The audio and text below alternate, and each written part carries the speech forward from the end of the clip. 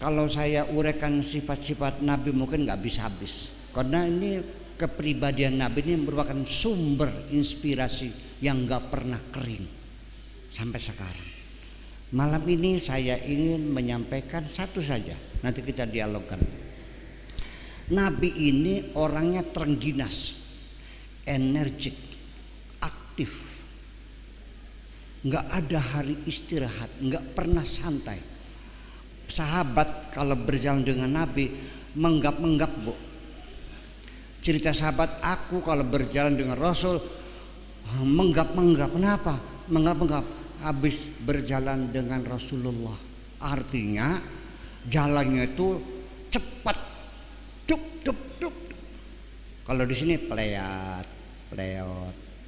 Wis topongnya ambles. Barindeluk. Tangannya digendong, melakukannya longlonan, tekluk. Nabi cepat jalannya.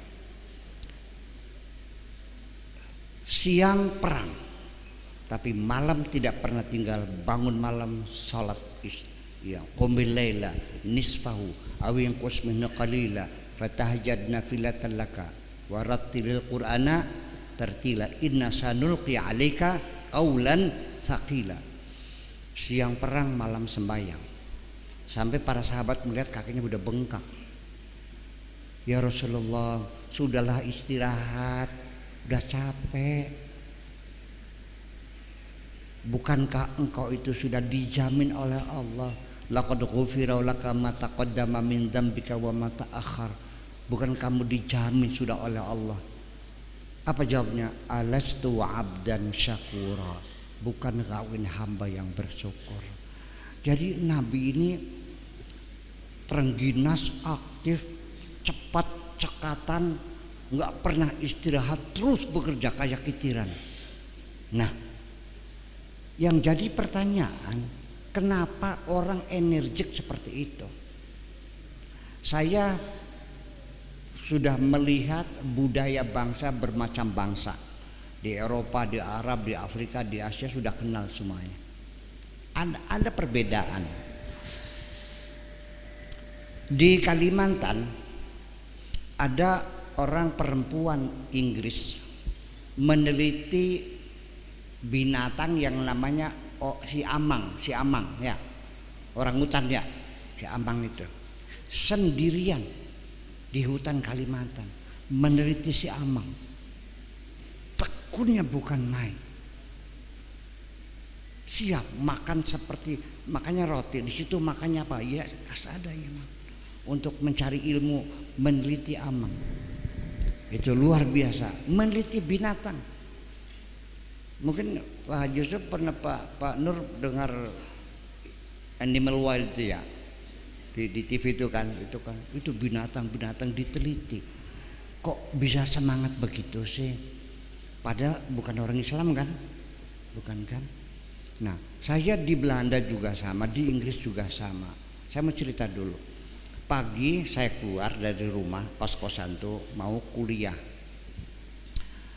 Begitu masuk jalan besar itu saya tinggalnya dulu di Glassroot. Jalan besar di pagi hari jam 6 itu ada orang hitam nyabrang, enggak noleh lagi dengan kecepatan tinggi.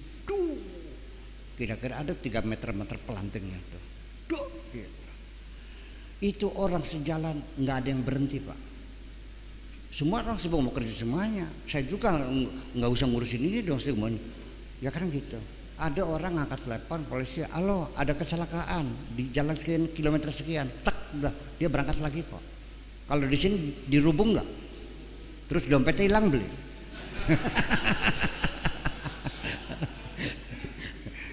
Iya. Jadi sampai saya juga terbawa-bawa. Kalau mau berangkat sekolah tuh beli sandwich segini, roti tuh dibelah, terus dikasih sambal sama telur ceplok itu 5 pound sterling sama Coca-Colanya 1. Itu sambil makan sambil lari-lari ngejar kereta api. Semua orang di sana cepat, nggak ada orang jalan pelan, semua cepat semua. Ya kan gitu. kok orang semangat semua sih? Tapi di sini punten ya, apa karena faktor geografis mungkin udaranya nyaman barangkali ya. Masya Allah, rapat jam 10, datangnya jam berapa? Termasuk santri-santri juga bangun di susah, kelakat, ya Allah. Kok kenapa sih? Ada apa sebetulnya? Nah, di sini ini yang ingin saya sampaikan. Jadi sebabnya orang itu malas kenapa? Orang itu hidupnya tidak bergairah kenapa? Begini Ibu sekalian. Suplai bahan bakar untuk satu pesawat itu berapa volumenya? Itu tergantung jarak tempuh yang akan dicapai, betul nggak? Kalau jarak tempuhnya dari Jakarta Amsterdam itu mungkin bahan bakarnya ribuan liter, betul nggak? Kalau mau ke Singapura ya nggak dong. Saya dari Cadang Pinggan ke Dharma Bangsa 100.000 cukup ya. Sampai ke Jakarta berapa? 1 juta. Nah, kita juga sama. Kalau cita-cita kita pendek, maka ya berjalannya juga pelan. Nah, karena kita tidak punya cita-cita. Yang penting asal besok makan, selesai. Lulu rabi, nggak usah yang cantik, si penting asal wadon. Iya. Rumah yang penting asal nggak bocor, iya, salah mah enggak. Nah, karena cita-citanya pendek, maka ya semangat kerjanya juga tidak hebat. Nah itu. Kemudian secara garis besarnya sebabnya kita ini malas, kurang bergairah, itu karena kita tidak punya pandangan hidup yang jelas. Atau yang kedua, karena kita tidak punya cita-cita yang besar, hanya cita-cita yang kecil saja. Nah itu juga. Yang ketiga, ini adalah dari diri kita sendiri, bahwa Allah memberikan energi sama. Cita-cita kita mau ke Jakarta, sok apa begini, hati kita besok aku mau ke Jakarta. Dari situ langsung ditransfer, informasi dikirim ke otak kita, ya, lalu diolah oleh otak kita. Serentak otak sadar kita ini langsung mengeluarkan instruksi tanpa jeda waktu, secepat itu, ke tangan, ke kaki, ke mata, semuanya digerakkan. Mobil kita lihat banyak kempes di kompa, ini kurang power apa namanya, sepurinya kurang, disepurin dulu. Akhirnya dilihat barangkali kurang ditambah, olinya dilihat barangkali sudah waktunya ganti dulu. Terus apa lagi? Uang dihitung nggak? Bensinnya pulang pergi 1 juta, nanti di hotelnya 5 juta dihitung duitnya. Enggak, dia ngambil ATM tambah lagi. Apalagi teman hotel Jakarta telepon lagi. Betul nggak? Begitu sibuknya kerjakan ke Jakarta. Nah, kalau kita tidak ada keinginan kemana-mana, apa yang kamu lakukan? Ya diam, tidur. Paham nggak Bu? Itu sebabnya. Nah, kadang-kadang keinginan ada, tetapi kadang-kadang dengan kecil hati atau rendah diri, bukan rendah hati ya, rendah diri. Nanti bagaimana kalau saya pengen jadi kuwu, nanti pemilihan duitnya dari mana, nanti curnisnya gimana, badihonya nggak jadi akhirnya. Betul nggak? Itu kita kira ditutup sendiri oleh kita, mustahil terjadi. Nah itu nanti kita bicarakan, bisa kita diskusikan. Yang keempat adalah kita sendiri yang menghancurkan semangat itu. Kenapa? Membiarkan hati kita kemasukan virus-virus yang membuat software itu menjadi ngehang. atau ngehang, buffering. Tidur jam 8 sore, bangunnya jam 10 pagi. Itu pun masih nganyang. Ya buffering sih. Nah, salah satu yang menyebabkan kita menjadi kehilangan semangat adalah karena di dalam hati kita ada rasa hasud. Nah, untuk ini Allah menurunkan ayat khusus. Qul a'udzu birabbil falaq min syarri ma khalaq wa min syarri ghasiqin wa min syarri nafatsati fil uqad wa min syarri hasidin idza hasad. Karena hasud itu idza hasada, kalau ngamuk hasudnya, kalau enggak mah enggak apa-apa. Ini dibiarkan hasud itu ngamuk. Orang hasud itu adalah orang yang susah ketika melihat ada orang senang, tetapi dia akan merasa senang kalau melihat ada orang susah.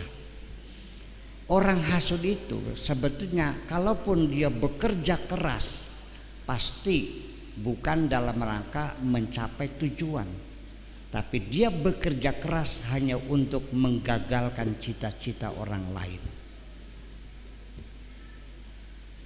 Ada tetangganya beli mobil Avanza, apa bilang, lah paling kredit.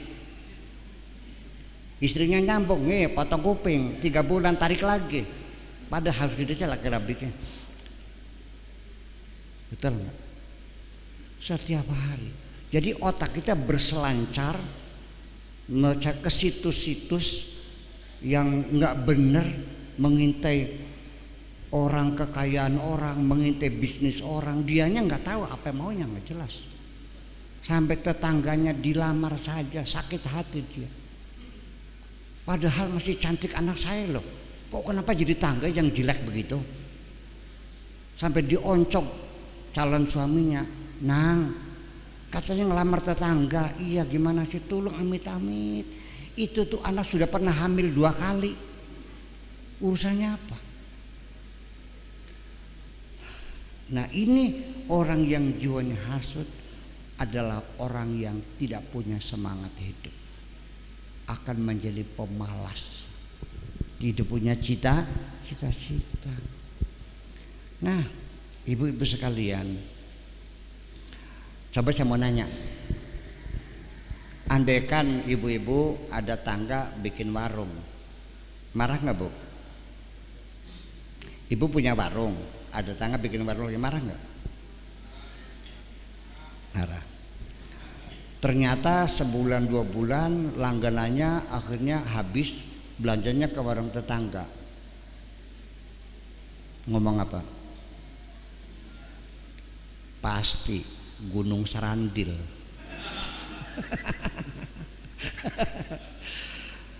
Kalau tidak mungkin Gunung Kemukus juga. Sampai menebar gosip pada, awas, hati-hati, jangan tuh ada gulang-gulangnya, lu jadi korban nantinya. Ngapain? Melelahkan. Itu satu. Kemudian juga yang kedua, orang sombong juga sama. Orang sombong itu nggak jelas. Orang sombong itu satu, tidak pernah mengakui kelebihan orang lain. Al-Quran, pelajaran pertama untuk manusia yang dihantam itu adalah kesombongan dulu. Dengan kisah iblis itu, kan Nabi Adam disekolahkan oleh Allah, wa 'allama Adamal asma'akullaha. Setelah pinter, tsumma ardahum 'alal malaikati, ditandingkan dengan malaikat. Setelah itu qala ambiuni bi asma'i haula. Coba malaikat, apa ini? Qalu subhanaka la ilma lana, ya enggak tahu. Coba Adam, bla bla bla bla. Malaikat, oh pinter ya. Karena malaikat melihat dia pinter, fasajadu, mereka bersujud. Illa, melotot saja. Kenapa kamu gak sujud? Kata Allah, ogah. Sebabnya apa? Qala ana khairum minhu, aku lebih baik dari dia. Bayangkan, sudah jelas Adam hebat, mengalahkan semua malaikat. Malaikat nggak bisa jawab, Adam suruh dijawab semuanya. Orang sombong itu tidak akan pernah mengakui kebaikan orang lain, tidak mau apresiasi kelebihan orang lain. Aku yang paling. Orang yang tidak punya semangat untuk hidup sebetulnya. Itu. Lalu ditanya oleh Allah, apa sebabnya kamu merasa lebih baik dari Adam? Khalaqtani min narin wa khalaqtahu min tin. Engkau buat aku dari api dan engkau buat Adam dari tanah. Ibu-ibu saya nanya, baik mana tanah dengan api? Baik mana? Ya baik tanah dong. Api sih, tanya sama dokternya. Di dalam api ada apa? Hanya karbonat pembakaran aja kok. Di dalam tanah segala macam unsur mineral ada.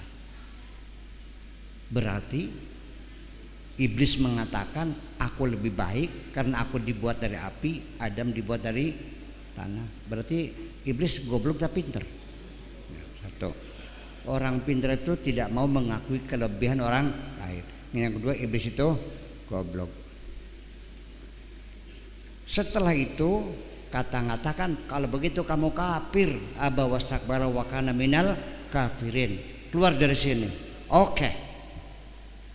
Ketiga, orang sombong tidak akan pernah merasa menyesal.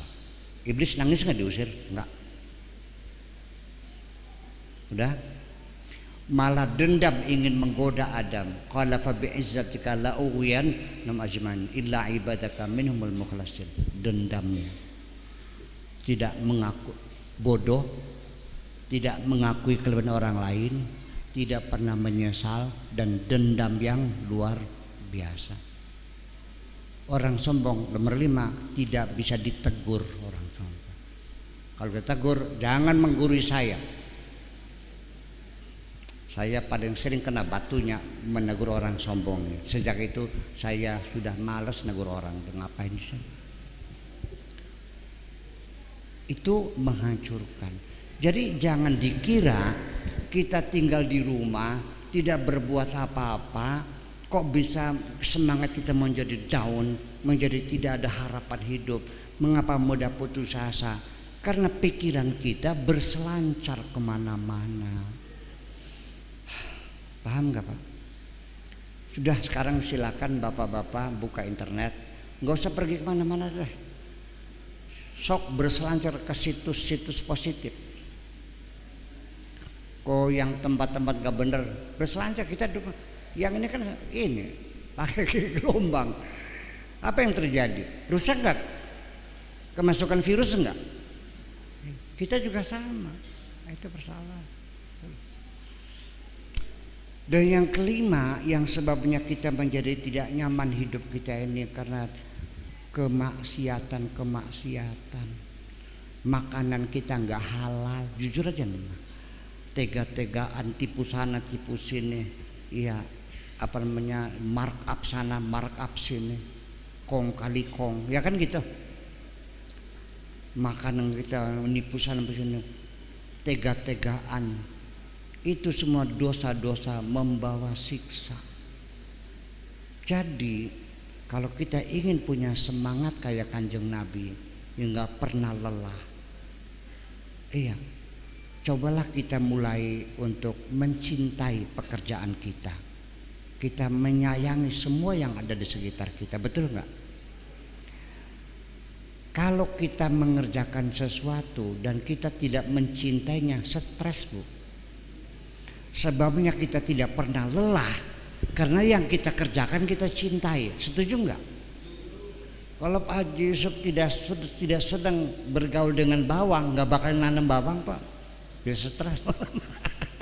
Apalagi kalau orangnya datang ya hamanya. Nah, kalau saya tidak senang bertemu orang, membosankan. Tapi karena saya senang ketemu orang gitu, melihat wajah yang lucu-lucu begini nih, senang. Makanya biar ceramah sehari 4 kali 5 kali nggak pernah lelah. Ini tim IT yang pada kelenger nih. Buyane mah tenang-tenang aja ya, iya. Jadi makanya cobalah kita Coba kita bangun rasa cinta dalam diri kita dan jangan mencari keburukan-keburukan orang lain. Dan dengan pengalaman saya yang panjang ini, artinya begini, kalau saya mengatakan saya paling banyak pengalaman, itu maknanya saya orang yang paling banyak mengalami kegagalan. Karena pengalaman itu datangnya dari, jadi kalau Pak Nur mengatakan saya adalah orang yang tidak pernah gagal dalam hidup saya, kesimpulan saya, Anda belum pernah berbuat apapun dalam hidup ini. Makasih. Assalamualaikum warahmatullahi wabarakatuh.